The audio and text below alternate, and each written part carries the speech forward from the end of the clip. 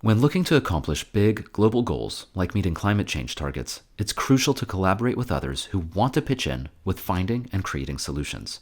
Today, I speak with Michelle Benavides, the Executive Director of the International Society of Sustainability Professionals, also known as ISSP. ISSP is the world's leading professional association of sustainability practitioners, focusing on empowering its members and moving the sustainability profession forward. Our conversation demonstrates the importance and power of bringing people together to make a positive impact. I hope you enjoy the episode.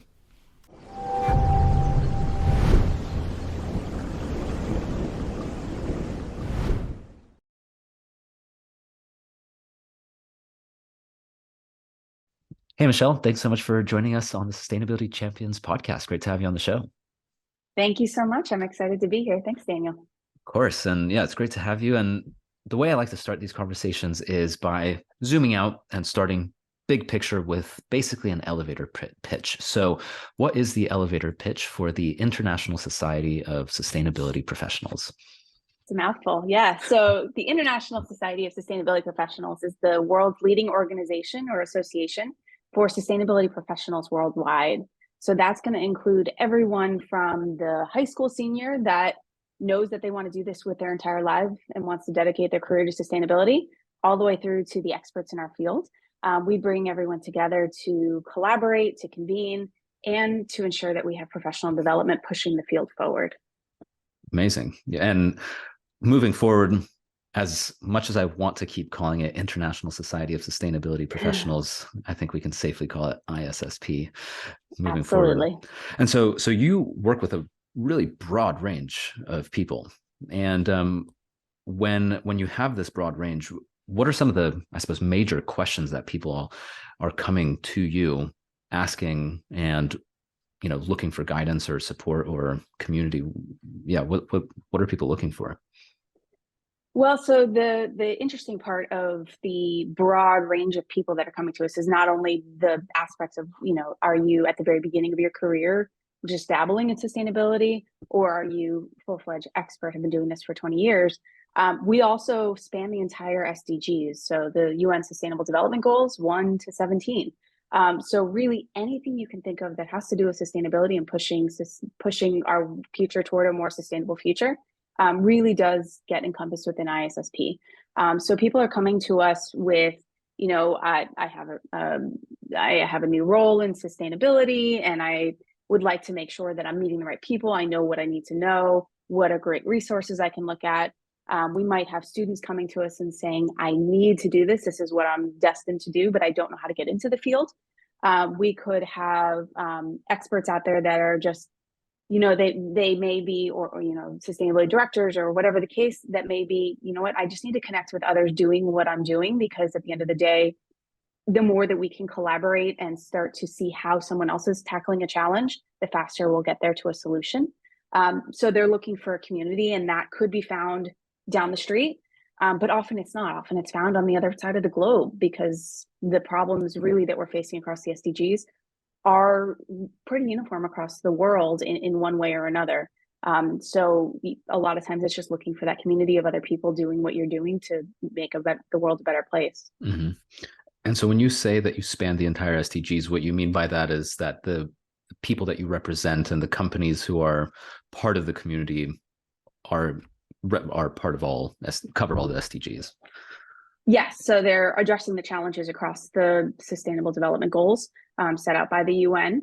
So some of our members are very, very focused on the ocean, for example, while others may be very focused on, nature, or they could be focused on innovation. They could be focused on solar energy. They could be, it really runs the gamut of how we're addressing education, how we're addressing, climate justice. We're looking at the front lines of climate action.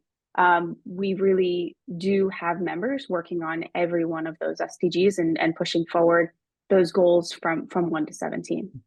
That's awesome. One thing that you said in terms of providing kind of resources or advice or something for people is, and this is something from my own stories, I really wanted to get into sustainability, and that's part of the reason I started this podcast, because I found getting a job in sustainability, it was practically impossible for someone who's not in the field. And I was in my late 20s when I started Sustainability Champion. So, I had some experience, but at the same time, there's so many more qualified people. Even there's just so many qualified people out there who know what they're talking about. They want to get into this broad field called quote unquote sustainability. And yeah, how do you compete with so many people? So with that, and I wonder, first of all, how many people there are like that. And there's probably a lot, but what advice would you give to younger me? If I were, and there, maybe there's some people who are listening to this who feel the same. Do you have any advice for someone who was in my shoes 4 years ago, trying to get into the field and realizing I don't even know where to start, and there's so many more qualified people than me out there? Sure, absolutely. So there's a few answers to that question, but the number one that I usually give is to look at credentials. So that is things like we have credentials that we work with the GBCI, who also works with the LEED system, manages the LEED system, manages other known credentials in the field. We developed the Sustainability Excellence credentials many years ago, and they help manage it now. They now own and manage those, and then we educate and support on that. Those Sustainability Excellence credentials are a great way to set yourself apart as an emerging professional. That's kind of what we tag those trying to get into the field and find their way in the first couple of years, is emerging professionals. That's the term. And one of the best ways to set yourself apart really is to look at one of these credentials, like the Sustainability Excellence Associate, the SEA. That credential is a really great way to show someone, hey, I have this baseline level of knowledge for sustainability professional. It really spans those SDGs and can help show that potential employer, I've done my homework, I've been able to learn and to hit this threshold, and I am trainable in any specific aspect which pertains to this job. So credentials are one really great way to set yourself apart. For better, I was going to say for better or worse, but really for better, there is thousands of sustainability programs out there now in higher education. Many more career professionals that are transitioning into the field as well. So yes, it is difficult. There is a lot of people getting into the field, but we need that as well. So another way to really look at how you can do it is to think about what sets you apart, and not look at ways of, oh, who am I, or I don't have the experience that they might have, but to instead think of, I've been doing marketing for a long time, or I've been in graphic design for a long time. There are things that I know that I can bring to the sustainability field that sets me apart. And it's just a matter of really showcasing those on your resume and working your network to find your way in. But as a profession and as a world, we need as many people coming from every single walk of life in this field as possible if we're going to really face these very, very challenging times that we're in, and these solutions that we need to really push forward. Yeah, absolutely. There's a number of things that you said there that I'd like to talk about. But yeah, I think to start with, the credentials make a lot of sense because, first of all, like you said, from an employer's standpoint, it makes you stand out, because majority of people, I would imagine, don't have credentials, so that already puts you out there, but also you do actually learn something aside from the fact that it makes you stand out. It really does give you knowledge, which can be helpful, and that type of education is crucial because you find out, first of all, what you're interested in, and also you may learn about different companies that you didn't know about before, which opens up more opportunities to have conversations. So I think that's a really, really good point. And the other thing you mentioned was the working your network, because I think that's really important. And regardless of what industry you're in or what field you want to get into, working your network is a great way to meet people and get a job. And I think that's something that ISSP really helps with, is creating that network and having a built-in place where you can go meet the type of people that you're looking for. So can you talk, please, a little bit more about that networking aspect of ISSP? Yes, absolutely. So we are kind of a unique field in that, at the end of the day, we may be working as a professional for someone who's competing very directly in the industry or in corporate world or whatever the case.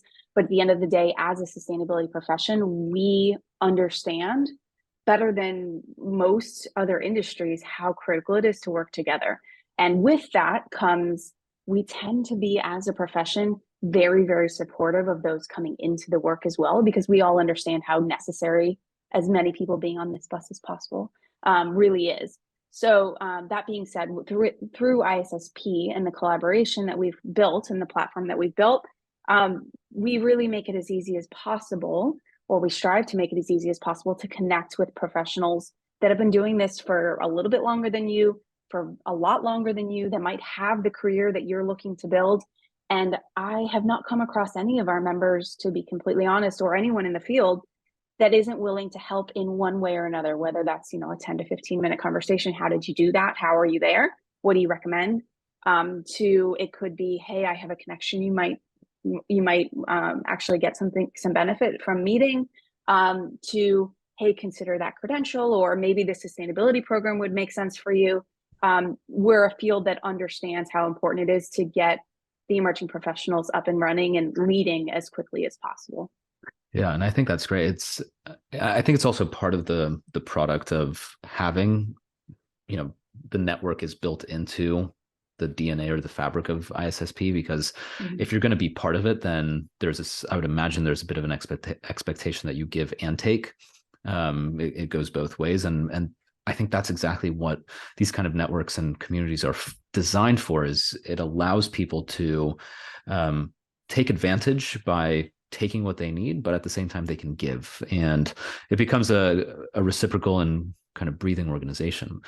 So you touched on this, on collaboration, but there's also a couple of other key areas that you focus on in ISSP, which is capacity building and partnering toward goals.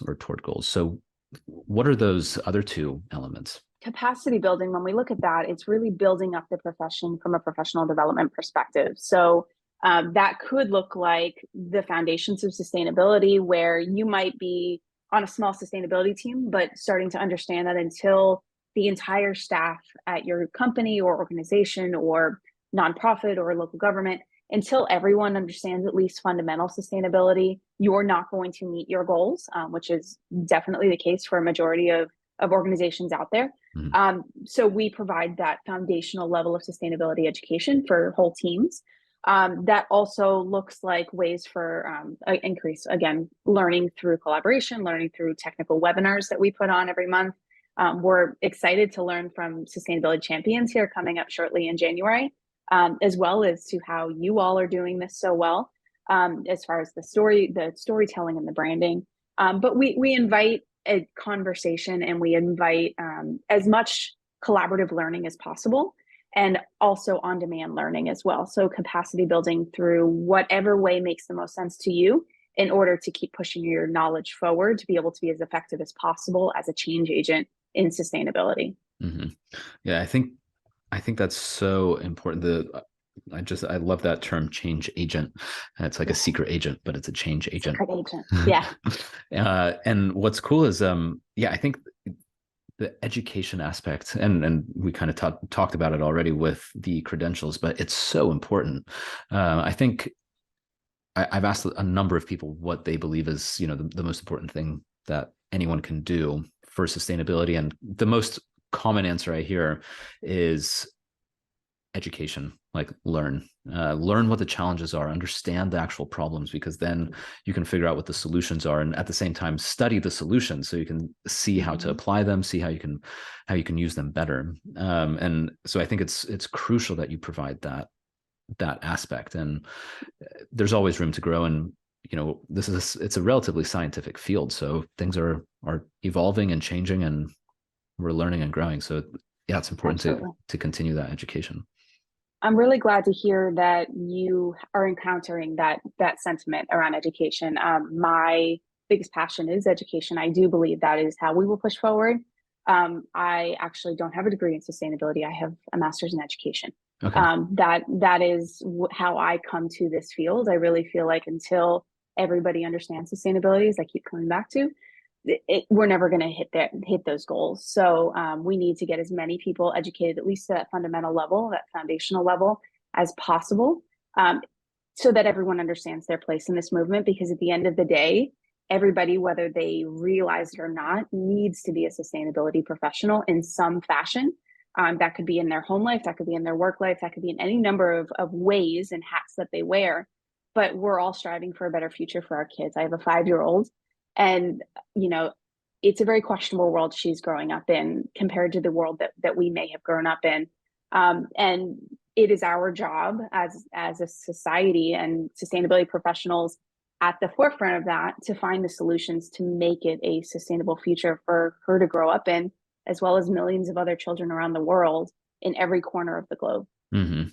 It's very true. And there is no one solution. No. There's so many different approaches we can take. And I think going back to the fact that you span all 17 of the SDGs, that's crucial because each one of them contributes in its own way to a more sustainable society and a more sustainable environment. And yeah, that's why I think what ISSP is doing makes a lot of sense because you're allowing everyone to work together, and it also allows for cross SDG collaboration, yes.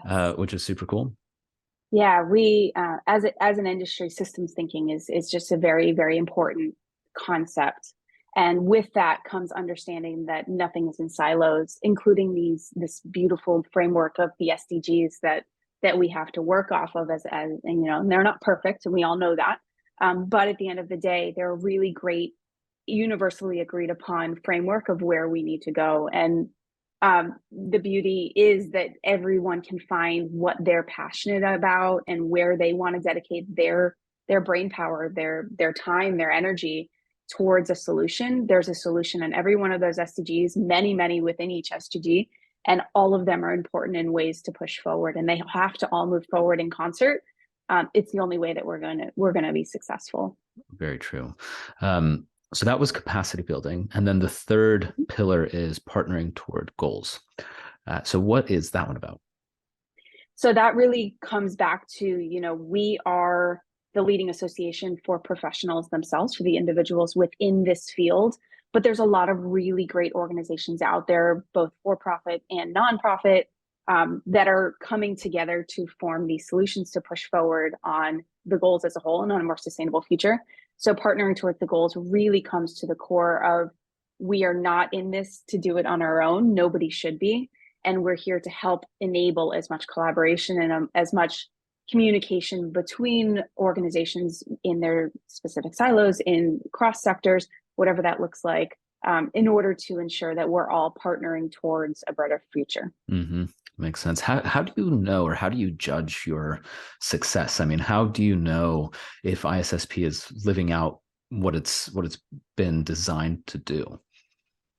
So one way that we take a look at that is, ultimately, when we started 18 plus years ago, very few people knew what sustainability was.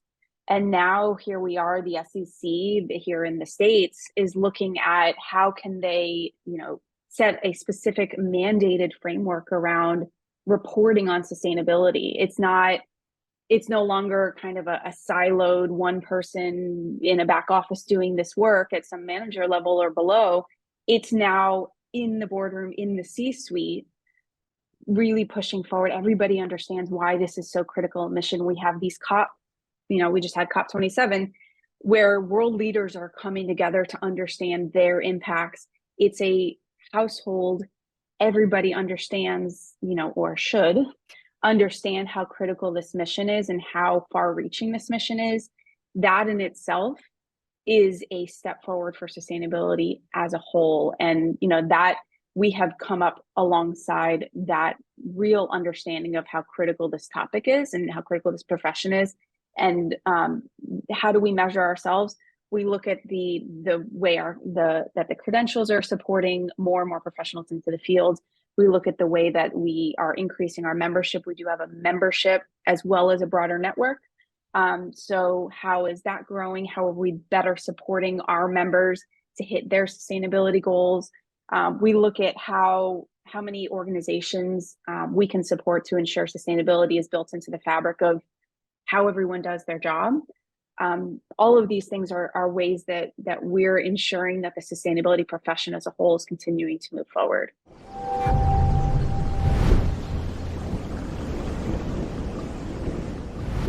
going to the membership side, what Mhm. are the benefits of the membership, and yeah, how does that part of the organization work? Sure.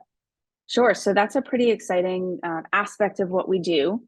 The sustainability, the ISSP membership is really a way to be able to access the member directory and be able to connect with others in the field, to really be able to access all of the best webinars that we put on, the member networking events, career showcases, which are really, really targeted towards helping emerging professionals understand how to best get into the field, get an ability to ask questions of someone who's been there and done that, be able to access the collaboration tools, the virtual platforms that we have.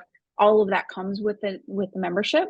And one really exciting thing that we have in order to really help the emerging professionals into the field is a very low cost option for those that are students that are coming into the field, as well as we're aligned with the World Bank economies. So we do have differing levels of cost for the membership dependent upon where you are and where you live, to ensure that everyone has access to these materials and this knowledge. And we do have, at this moment, we're approaching 50% of our membership is outside of North America where we were founded. So that is, literally all over the globe, from Indonesia to Germany to Kenya to Uganda to South America, all over the place. And getting on these member calls when members connect, and you hear someone from Seattle get to connect with someone in Singapore, connecting with someone that's in Africa and Kenya, and hearing how much is similar in the way that they're doing what they're doing is just an invaluable aspect of being a part of the membership, and being able to just forge these relationships and lean upon each other and talk things out is just an incredible opportunity that comes with that membership. And it must be so inspiring. I mean, if you're listening to this, it must be, first of all, inspiring to hear, but also incredibly, I would imagine, gratifying to see people from literally all over the world having a conversation, and it's all because of the work that you're doing and the platform that you've provided.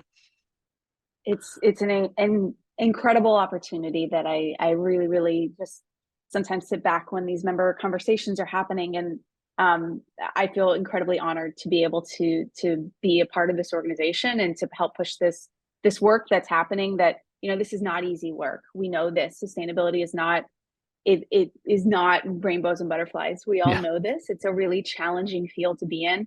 But getting on these calls and being able to talk to people across the world, pouring their heart and soul into this work as well, is a very gratifying thing to experience and to be a part of.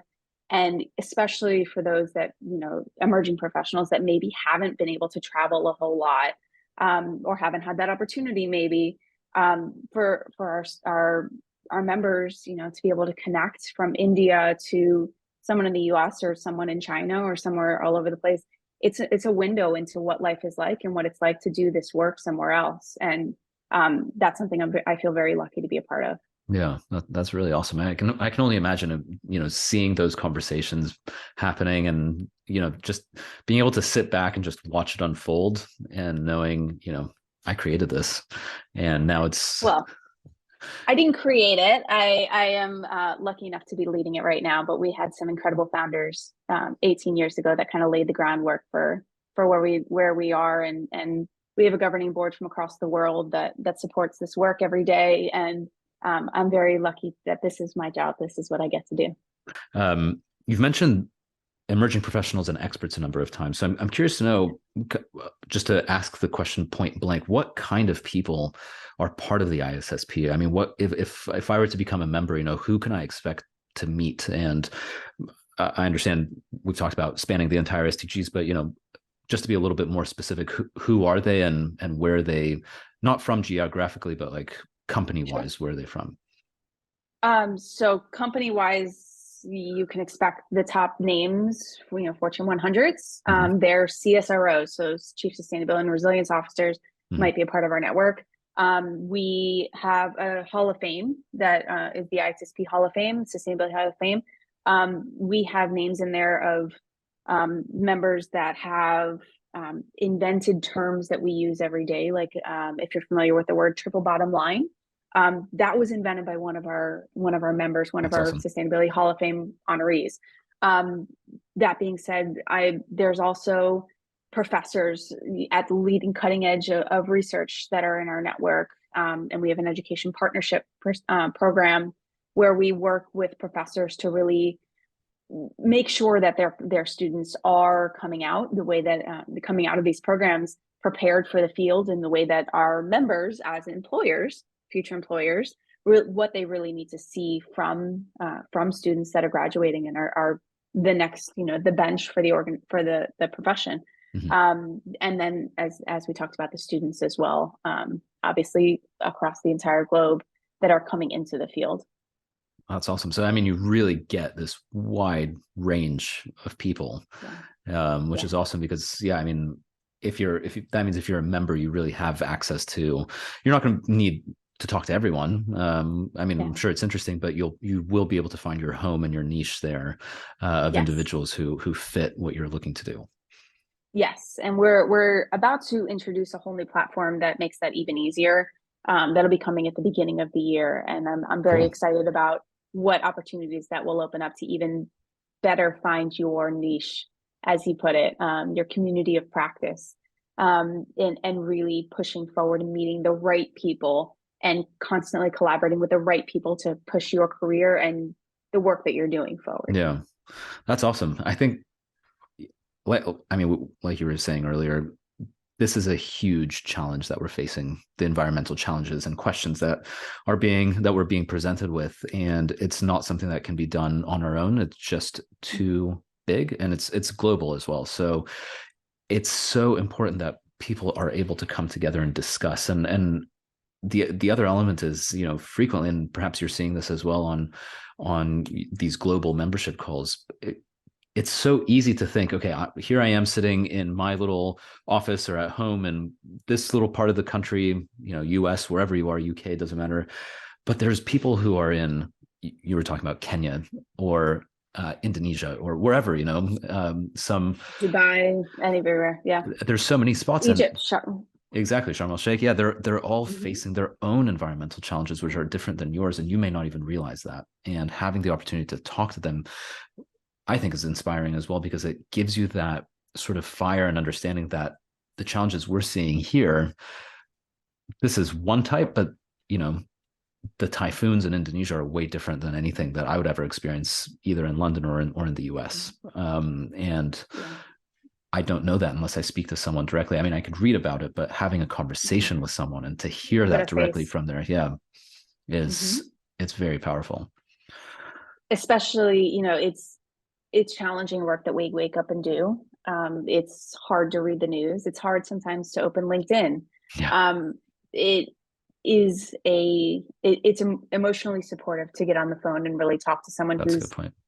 dealing with the front lines. They're in, Indonesia, and they're watching the sea level rise. They're watching all of the effects right there at their doorstep, and hear the amazing solutions that they're putting in place. Hmm. And then to find out that, if they're talking to someone in Miami, it's not that different.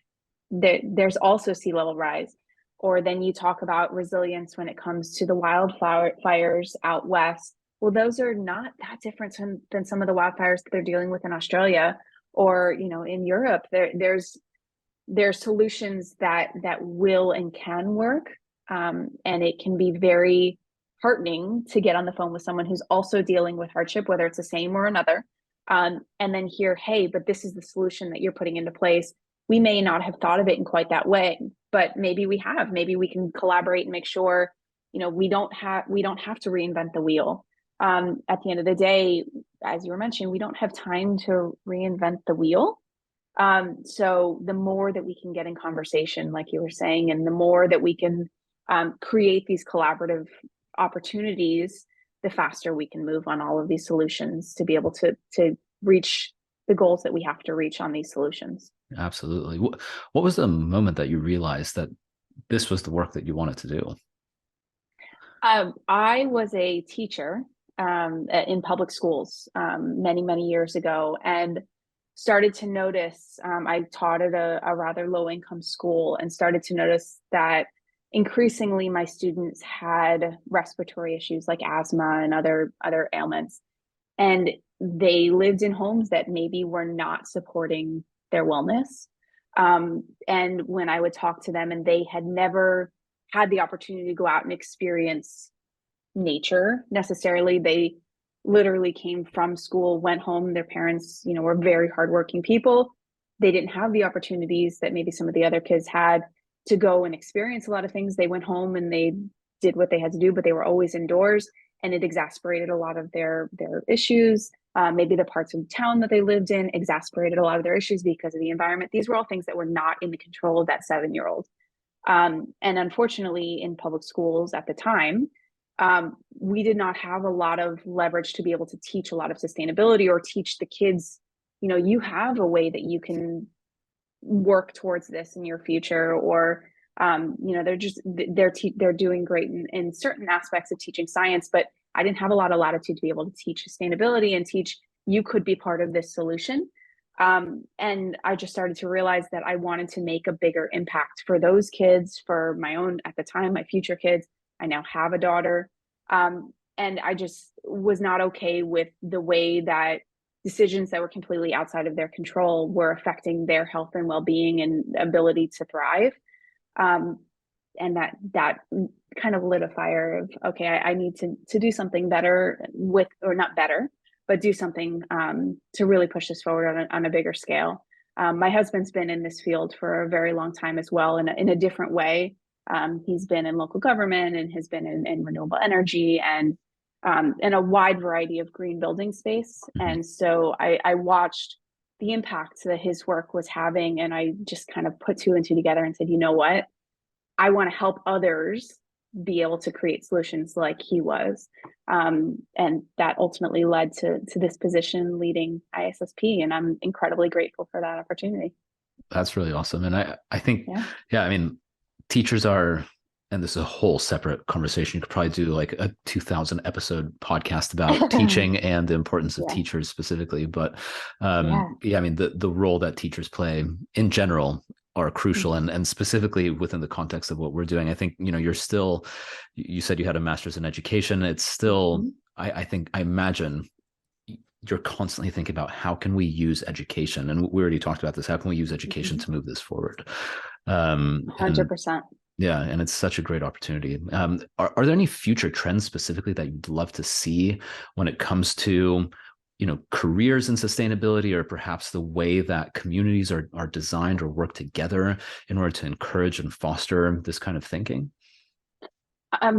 Again, just the more sustainability can be woven into the fabric of the way we do all things. So whether that's systems thinking, whether that's looking at circular economy in the way we're using products, whether that's looking at alternative transportation, it's happening, but not fast enough. Sustainability needs to be at the forefront of how we're moving in all directions. And that also incorporates within, if you look at higher education, we briefly touched on in higher education, there's a ton of new sustainability programs popping up, but they're still very different dependent upon what college they happen to fall within, with the professors that happen to be pulled into teaching sustainability, which is, it's amazing to see that happening. And I'm really grateful to see the growth in the industry and in the field. But we need to continue to move towards that fundamental knowledge across all, college students, across all majors, across K through 12, when you look at public school, across all aspects of all jobs. Like we were talking about, at the end of the day, everyone is a sustainability professional, and we need to continue to move in that direction where everybody understands how they fit into this puzzle. That will only, that will accelerate impact and accelerate action substantially if we can continue to weave it into everything that we do. Yeah, I can see that, and it's a big task, but I think there's a lot of momentum moving in that direction.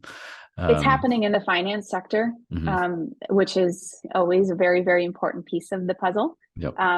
You're seeing ESG, with the growth of ESG right now, and the importance of what's happening in the ESG specific sector and in reporting, and what's happening with boardrooms really understanding the importance of this work. It's happening. It's just cannot happen fast enough. Yeah. And with that momentum happening, do you feel optimistic about the future of the environment? I am an eternal optimist. So Nice. yes, there is solutions that can solve this problem. Science has solutions for us. There's a lot of politics that sometimes can get in the way, Mm-hmm.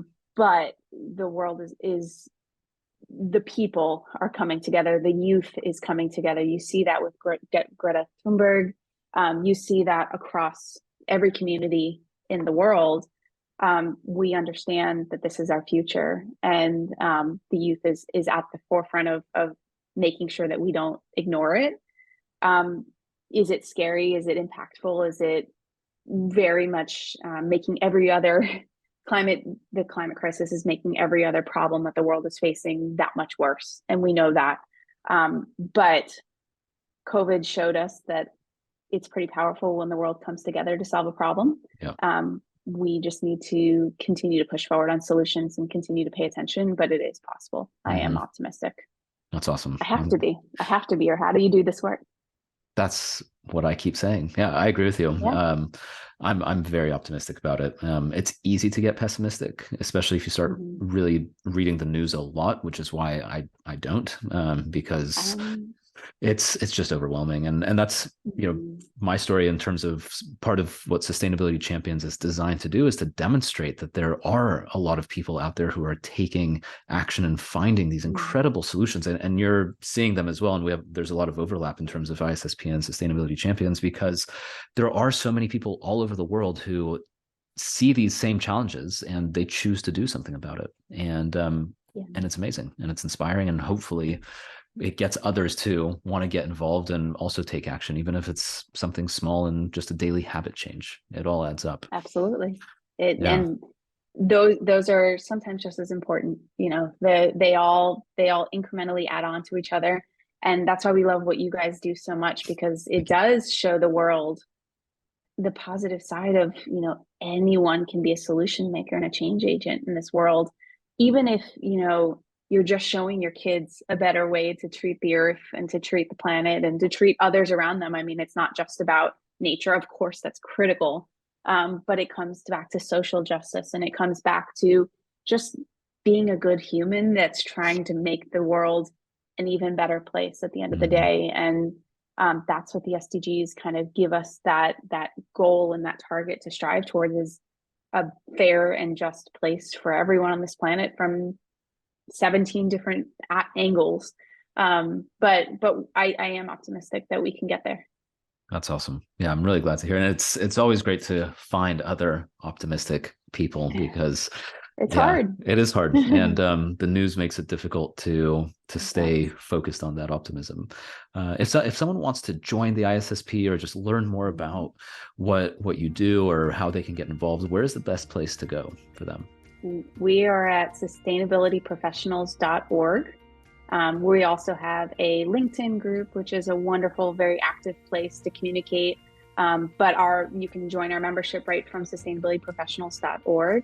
And we look forward to featuring your work on Sustainability Champions in January on our webinar as well, to ensure that everybody understands the importance of storytelling and the importance of getting these positive messages out there and how they can do that as well.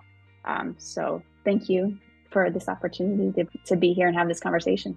Yeah, well, thank you, Michelle. Really appreciate your time, and best of luck with everything that you're working on and all this collaboration that you're fostering and creating. It's, as we've said already more than once, it's much needed, and I think it's the way that we will be able to solve these challenges. So thank you for your work as well. Agreed, and thank you for what you're doing, and I look forward to continuing to work together. Sounds good. Thank you so much. Thank you.